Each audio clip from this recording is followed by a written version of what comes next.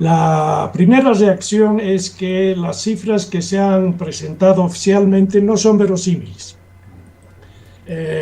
Hay fundadas dudas de que se trate de cifras fidedignas que reflejen realmente la situación de la población del país. Ya en un montón de lugares se han hecho las comparaciones, sobre todo con las proyecciones que había del propio INE para el 2022, y ya en ese momento estaban pronosticados 12.006.031 habitantes en Bolivia, y ahora resulta que 2 años después tenemos 11.312.620, lo cual es prácticamente 693.411 menos de la previsión establecida.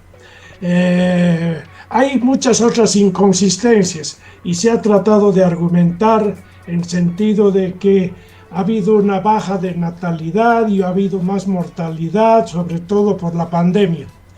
Todo eso se sabía ya hace por lo menos un año atrás. Y sabiendo la sensibilidad que ha habido en el país respecto a los resultados del censo 2024, el INE debió haber hecho una presentación muchísimo más prolija, que no contenga las inconsistencias que son flagrantes, evidentes, y que han generado de rabia a mucha gente, reacciones de incredulidad frente a una manifestación de debilidad institucional de semejante naturaleza. Nada de lo que se ha presentado es verosímil. Y yo apelaría a lo siguiente. Se ha señalado que hay una comisión internacional de expertos que ha dado su conformidad y ha dicho que las cifras son coherentes. Se trata de, dice, técnicos de Naciones Unidas, del UNFPA, el Fondo de Población, del Centro Latinoamericano y Caribeño CELADE, del Fondo de Financiamiento de la Cuenca del Plata, FONPLATA, del Banco Mundial, de la CEPAL y de la ONU.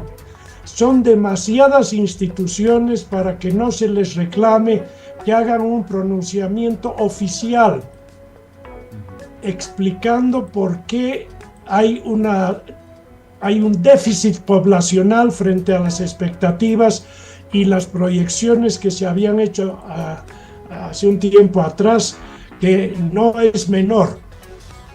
Y no se puede tomar en cuenta tampoco que en las proyecciones estaban contempladas gentes que se han ido del país en calidad de migrantes. La migración que se ha manifestado en las últimas semanas y meses está por debajo de los 800.000 habitantes. Por lo tanto, esa cifra no condice tampoco y no aclara lo que tenemos en esto. Tampoco creo que se tiene que recurrir a las tasas de mortalidad, de natalidad, etcétera, porque esos son coeficientes que se utilizan para proyecciones, y el censo es precisamente el instrumento analítico de la población que se funda en observación poblacional, no en proyecciones estadísticas. Entonces, esta es una falla grave del INE que va a causar conflictos, reclamos y malestar en la población del país, en los analistas, en los políticos, en los representantes regionales, llámense gobernadores, alcaldes, etcétera. Y no sé cómo se pueda reparar rápidamente esto, porque de las cifras del censo dependen muchas cosas, económicas, políticas e institucionales. Entonces, aquí el gobierno tiene que demostrar qué es lo que ha pasado para que haya una falla tan grave en la presentación que debió ser de otra naturaleza. Le falta consistencia, prolijidad y respeto a la opinión pública. Bien, don Jorge, el director del INE Cuando se le consultó hoy día cuál era el margen de error del censo, él decía menos de 5%. Es un censo que tiene más confiabilidad, por ejemplo, que el de Paraguay, porque el margen de error en Paraguay fue del 20%, inclusive citó, si no me equivoco, Ecuador. Y luego se respaldó en el tema de la disminución de la tasa de natalidad y en las cifras de mortandad, sobre todo en la pandemia, 147.000, mencionó como argumento para sustentar el dato general de población, que además es preliminar. Son justificaciones que usted considera, algo adelantó ya, consistentes, y le pregunto además, hace unos minutos hablábamos también en relación al censo de 2012, que de hecho habían dicho que había sido un mal censo, ya el propio gobierno, y que este iba a ser el mejor.